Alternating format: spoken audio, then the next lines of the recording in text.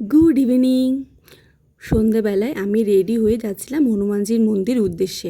আর মন্দিরে যেতে আমি একটু হেঁটে যেতেই পছন্দ করি। অ্যাকচুয়ালি হাঁটাটাও হয় না, তো মন্দিরে যাওয়ার উদ্দেশ্যে হাঁটাটা হয়ে যায়। সারাক্ষণ ঘরের মধ্যেই থাকি, হাঁটাটা খুবই দরকার। তো তার জন্য মন্দিরে গেলে আমি হেঁটেই যাই। আর আজকে আমার মন্দিরে যেতে একটু লেট হয়ে গেছিলো। আর এই যে আমাদের হনুমানজি, আশা করি তোমরা সবাই মন্দিরটা চেনো। তো মন্দিরটা কোথায় একটু আমাকে লিখে জানিও তো কমেন্টে।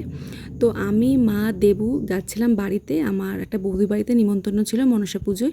আর এই যে জামাই আর শাশুড়ি দুজনে মিলে চা খাচ্ছে আর গল্প করছে। আমি আর চাটা আছে খাইনি। আর এই যে আমাদের মনসা ঠাকুর।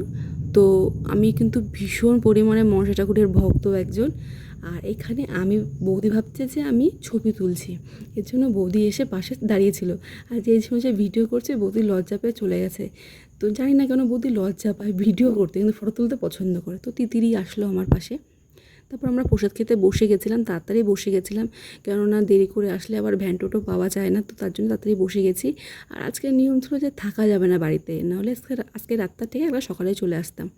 তো চলো টাটা, বাই, দেখা হবে নেক্সট কোনো ভিডিওতে।